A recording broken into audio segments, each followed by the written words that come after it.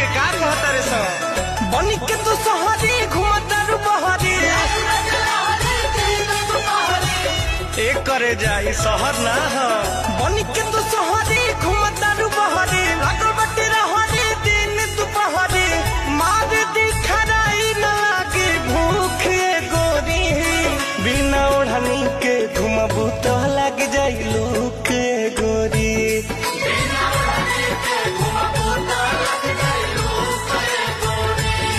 बिना ओढ़नी के घुमबू तो लग जाई लूक गोरी